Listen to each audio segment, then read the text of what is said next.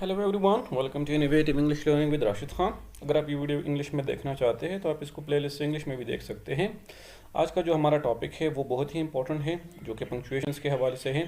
तो इस वीडियो में हम पंक्चुएशंस क्या हैं, कौन कौन से पंक्चुएशंस हैं और पंक्चुएशंस की इंपॉर्टेंस क्या है, और फिर फाइनली हम जो पीरियड या फुल स्टॉप है और अपॉस्ट्रोफी है उसके यूजेस पे डिटेल में बात करेंगे। ठीक है, सो लेट्स सी कि what are punctuations.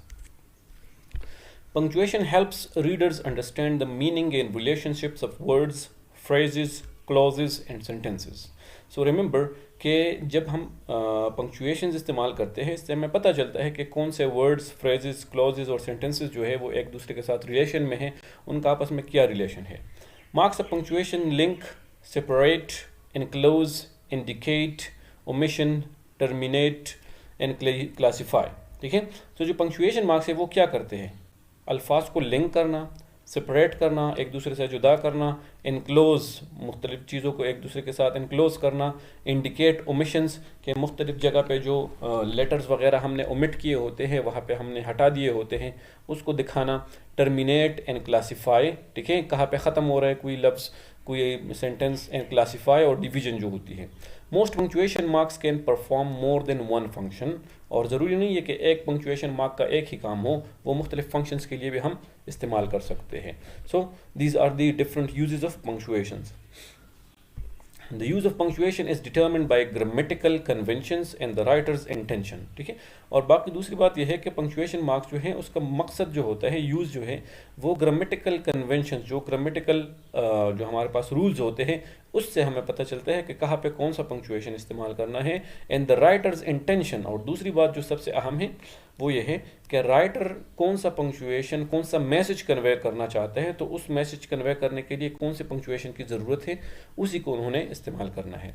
Understanding punctuation is essential for writers because it enables them to communicate with clarity and precision.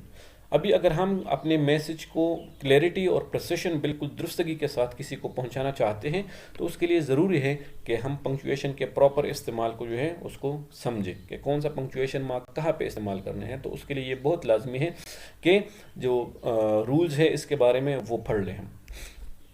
ये हमारे पास प्रॉपर जो नॉर्मल हमारे पास पंक्चुएशन मार्क्स है इंग्लिश में: apostrophe, brackets, colon, comma, dash, slash, hyphen, parentheses, period, question mark, quotation marks, semicolon, exclamation mark। ठीक है, सो इस video में हम सिर्फ अपॉस्ट्रोफी और पीरियड के बारे में पढ़ेंगे। जो बाकी पंक्चुएशन मार्क्स है वो हम अपने आने वाली वीडियोस में पढ़ेंगे। अच्छा, नाउ पीरियड और full stop. A period is a mark of punctuation that usually indicates the end of a declarative or an imperative sentence। Remember, आम तौर पर पीरियड का काम क्या है कि ये हमें डिक्लेरेटिव या अफर्मेटिव सेंटेंस जिसको हम कहते हैं उसका एंड दिखाएगा कि एक डिक्लेरेटिव सेंटेंस ख़त्म हो रहा है, तो उसको दिखाने के लिए हम फुल स्टॉप जो है या पीरियड जो है वो इस्तेमाल करते हैं। दूसरी, जब इम्पेरेटिव सेंटेंस, जो हमने पिछली वीडियोस में पढ़े हैं कि इम्पेरेटिव सेंटेंसेस वो होते हैं जो हमें हुक्म या रिक्वेस्ट या इस तरह के जो फंक्शंस है वो करते हैं, देते हैं, तो उसके एंड में भी नॉर्मली हम इम्पेरेटिव सेंटेंस इस्तेमाल करते हैं। For example, he is playing cricket. Now it's a declarative sentence या डिक्लेरेटिव सेंटेंस है, तो इसके एंड में हमने फुल स्टॉप लगाया है। Get up, now it's an imperative sentence. ठीक है, सो इम्पेरेटिव सेंटेंस है, इसके एंड में भी हम क्या कर सकते हैं, फुल स्टॉप लगा सकते हैं। इसके अलावा bring me a glass of water please, again ये डिक्लेरेटिव इम्पेरेटिव सेंटेंस है और इसके एंड में हम क्या कर रहे हैं, फुल स्टॉप या जो पीरियड है वो यूज़ कर रहे हैं। Periods are also used to end questions that are actually polite requests or instructions to which an affirmative response is assumed। Remember, बाज़ दफ़ा ऐसा होता है कि हम एक जो क्वेश्चन वाला स्ट्रक्चर है वो इस्तेमाल करते हैं। क्वेश्चन वाला स्ट्रक्चर आपको पता होगा कि जब हम यस नो क्वेश्चन वगैरह इस तरह बनाते हैं तो उसके लिए हम हेल्पिंग वर्ब वगैरह जो है वो सेंटेंस के शुरू में लगाते हैं और एंड में क्वेश्चन मार्क लगाते हैं, तो क्वेश्चन बन जाता है। अभी बाज़ दफ़ा ऐसा होता है कि हम ऐसे ही स्ट्रक्चर को इस्तेमाल करेंगे लेकिन वो क्वेश्चन नहीं होगा, वो बल्कि एक पोलाइट रिक्वेस्ट या इंस्ट्रक्शंस होगा। Like for example, will you call me as soon as he arrives. So यहाँ पे विल जो है वो शुरू में आ रहा है, लेकिन इसका ये मतलब नहीं है कि ये एक क्वेश्चन है, ये एक पोलाइट रिक्वेस्ट है। ठीक है, कि will you or would you call me as soon as he arrives, तो यहाँ पे क्वेश्चन मार्क की जगह हमने फुल स्टॉप लगाया है। Period is also use to end an indirect question. Indirect जो हमारे पास डायरेक्ट और इनडायरेक्ट नरेशंस हैं, उसको जब हम इनडायरेक्ट नरेशन में कन्वर्ट करते हैं तो जो क्वेश्चन होगा उसके आखिर में भी क्वेश्चन मार्क नहीं आएगा, बल्कि उसके आखिर में फुल स्टॉप आएगा। For example, she said to me do you like cricket. अभी डू यू लाइक क्रिकेट ये हमारे पास डायरेक्ट स्पीच है। यहाँ पे आप देख सकते हैं कि इसको हमने इन्वर्टेड कॉमास में बंद किया है, तो लास्ट में क्वेश्चन आ रहा है, क्वेश्चन मार्क आ रहे हैं। लेकिन जब हम इसको इनडायरेक्ट में कन्वर्ट करते हैं, she asks me if I liked cricket, यहाँ पे आस्क्ड डी मिसिंग है, she asked me if I liked cricket, तो इफ़ आई लाइक क्रिकेट ये वही बात है, लेकिन इसको हमने इनडायरेक्ट क्वेश्चन में कन्वर्ट कर दिया, तो यहाँ पे क्वेश्चन के जरिए क्वेश्चन मार्क के बजाय यहाँ पे हमने फुल स्टॉप लगाया है। Use a comma, not a period, after a declarative sentence that is quoted in the context of another sentence. अभी quotation जब हमारे पास आता है और उसके अंदर एक declarative sentence है, ठीक है, तो वहाँ पे comma के बजाय हम क्या करेंगे, हम full stop या जो period है वो इस्तेमाल करेंगे। For example, there is every chance of success, he stated। अभी he stated ये हमारे पास declarative sentence है, ठीक है, और इससे पहले हमारे पास क्या आ रहा है, एक कोटेशन आ रहा है, और उसके बाद हम ये डिक्लेरेटिव सेंटेंस इस्तेमाल कर रहे हैं, तो लास्ट में हम क्या कर रहे हैं, यहाँ पे फुल स्टॉप लगाएंगे। अदरवाइज अगर हम इसी पार्ट को ये इस कोटेशन मार्क से पहले लगाते हैं तो फिर इसके बाद कॉमा आएगा, फुल स्टॉप नहीं आएगा। अगर हम इस तरह कहते हैं कि she stated there is every chance of success, तो फिर शी स्टेटेड के बाद हम कॉमा लगाएंगे, फुल स्टॉप नहीं लगाएंगे। A period is placed inside quotation marks, see also quotations. अच्छा, जब पीरियड आएगा और जो सेंटेंस इस्तेमाल हुआ है उस सेंटेंस को हमने कोटेशन मार्क्स में इनक्लोज किया है, तो पीरियड जो है वो कोटेशन मार्क्स से पहले उसके अंदर आएगा। For example, he stated clearly my vote is yes. अभी यहाँ पे ये जो फुल स्टॉप आ रहा है ये हम कोटेशन मार्क्स के अंदर लगाएंगे, बाहर नहीं लगाएंगे। She said I am yours, again यहाँ पे आप देख सकते हैं जो फुल स्टॉप है वो कोटेशन मार्क्स के अंदर आ रहा है, बाहर नहीं आएगा। तो नॉर्मली हमारे पास जो कोटेशन मार्क्स आते हैं और वहाँ पे फुल स्टॉप हो तो फुल स्टॉप कोटेशन मार्क्स के अंदर आएगा, उससे बाहर नहीं आएगा। When a sentence ends with an abbreviation that ends with a period, do not add another period।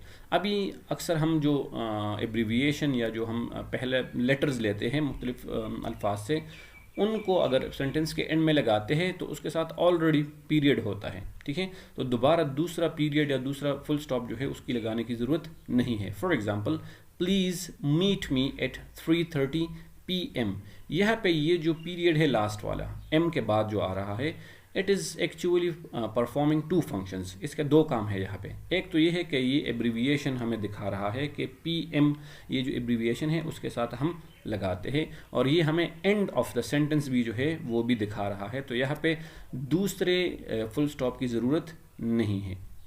Periods are also used after initials in names. Initial जो हमारे पास मुख्तलिफ नामों के जो इनिशियल्स हम लेते हैं तो उसके बाद भी हम पीरियड इस्तेमाल करते हैं। For example, Abdul Qadir Khan, so Abdul we have taken A, Qadir Q and then Khan, सो जो ए क्यों है इसके बाद हम यहाँ पे फुल स्टॉप या जो पीरियड है उसका इस्तेमाल करते हैं। JP मॉर्गन, अगेन जे और पी के बाद हम जो है फुल स्टॉप लगा रहे हैं।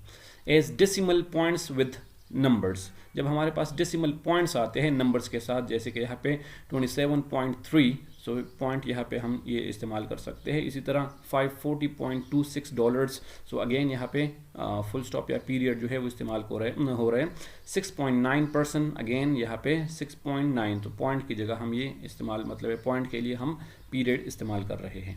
विथ सर्टन एब्रीविएशंस, मुख्तलिफ जो हमारे पास एब्रीविएशंस होते हैं, मिस, डॉक्टर, इंच एट्सेट्रा, ठीक है, सो यहाँ पे हम फुल स्टॉप या पीरियड जो है वो इस्तेमाल कर सकते हैं।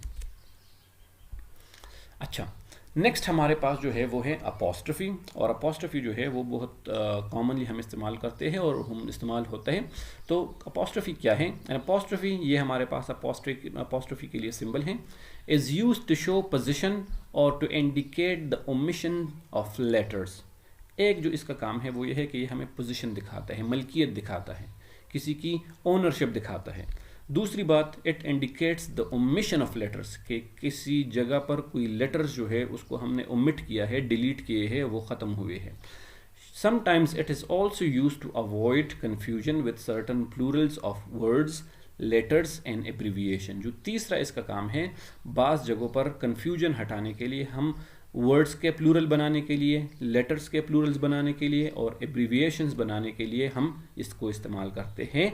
For example Ali's room. अभी यहाँ पे अलीज़, ये हमें अपोस्ट्रोफी इस क्या दिखा रहा है, it is indicating Ali's position. ये अली की पोजीशन, मलकियत दिखा रहा है. किसका कमरा है, Ali's room, room of Ali. Ahmed's brother is my friend. Ahmed's, यहाँ पे अगेन जो अपोस्ट्रोफी है ये हमें क्या दिखा रहे हैं, अहमद की पोजीशन दिखा रहा है. सो अपोस्ट्रोफी एस यहाँ पे इसलिए इस्तेमाल हो रहा है कि इट शोज पोजीशन और ownership. Plural nouns ending with S do not take another S.